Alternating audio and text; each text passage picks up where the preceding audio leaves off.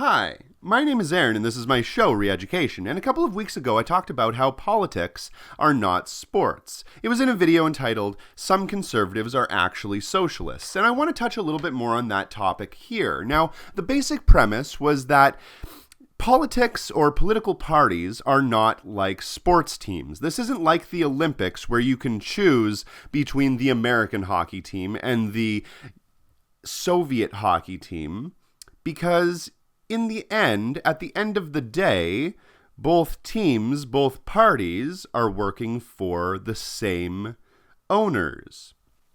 It's not like the Olympics, it's more like pro wrestling. And I think that's really why so many people got upset a couple of months ago when Trump released that image of him body slamming CNN in a professional wrestling ring. It was a little bit too close to home because they realize that what they are doing is complete fictitious bullshit nonsense. You see, like I said earlier, it's not like you're voting for a specific party. You're voting for Team Corporate, Team Elite, Team 1%. That's who you're voting for. They are the World Wrestling Federation, basically. When you're choosing on a different political party, you're basically choosing between The Rock or Stone Cold Steve Austin.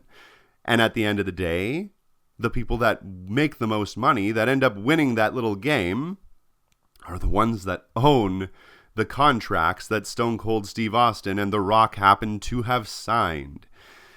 This is basically the same system that we have going on right now. You see, what they do, what they like to do to us is make us divided, make us have to choose between one political party or another that don't really give us any benefit. That's the whole point. You see, if politics actually worked, if democracy actually worked, it's an old saying, but it would have been made illegal long ago. All of this is just a facade, a smokescreen, a way of making it seem like we're able to have some sort of autonomy, make us have the illusion that we actually have a say in what actually goes on. And if you have lived in this world for more than 5 minutes, then you would know that that's total bullshit. What they like to do to us is make little boxes to put us in. And then, once they drop us in that box, we're forced to defend that box. And that, to me, does not really seem conducive to having a functioning society. The thing about having a ruler, a dictator, a politician, an elite, whatever you want to call it, that is in a capitalist system, the thing about that is that when you have more money, as I've said many times in the past, you get more advertising. And when you have more advertising, you get more votes. And when you get more votes, you inevitably win. But the only thing that you have proven is that you're really good at winning elections. You haven't proven that you're any good at ruling a country or even making decisions on behalf of the people. That's what happens in a system like this.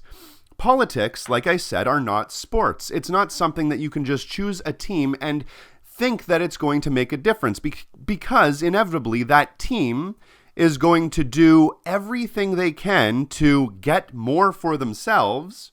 Sure, they'll give you a little bit of concessions, but they're going to try to do everything they can to get more for themselves and give less to everyone else. That's the whole idea of a hierarchy. Some people are up higher while other people are below. Like I've said in the past, it is just math that most of the people that are at the bottom will never get to become people at the top. It's just the way that the system is structured. This is the tactic that the elites are using against us. It is the way that they make us divided against each other instead of fighting them.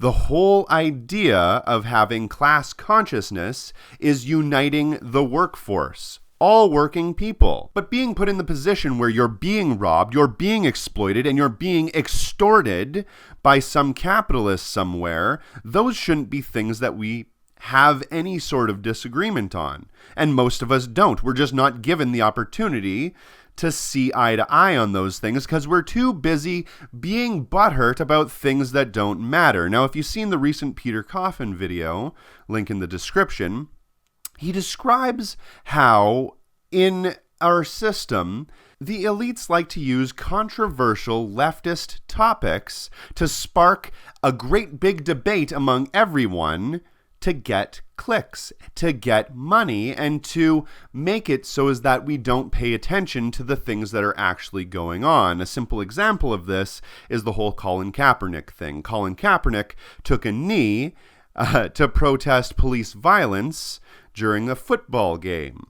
Now, of course, I think that that's a wonderful thing, and conservatives think that that's a terrible thing because they've been told that somehow this is against, I don't know, some sort of thought of patriotism, or he's disrespecting the flag, even though he talked to several veterans about what the most respectful thing that he could possibly do to protest the police violence would be, and they even told him to take a knee. But aside from that, let's say that there was just a controversy in general about it, and we don't need to talk about the specifics. What ends up happening is now all of a sudden, all of the news organizations take a hold of that story and get clicks. All of the left-wingers want to click on that story and be vindicated that somebody is doing what they wanted them to do and protesting the police violence.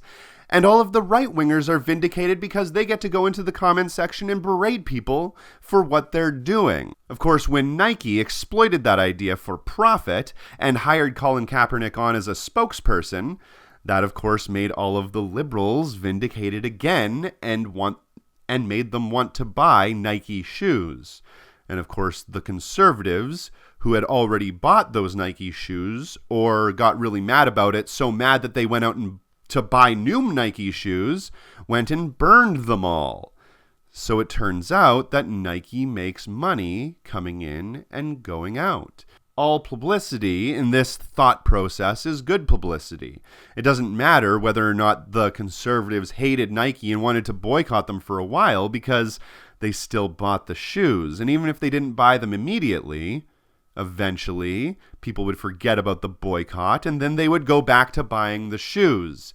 But in the meantime, everybody floods into those stores to buy their kicks. It's so fucking obvious that it's disgusting. People and political parties are different. Politics and policy are different.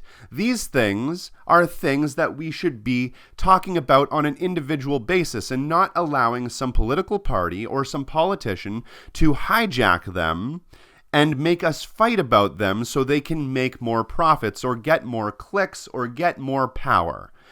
This is something that we all need to realize, and this is something that we need to stop.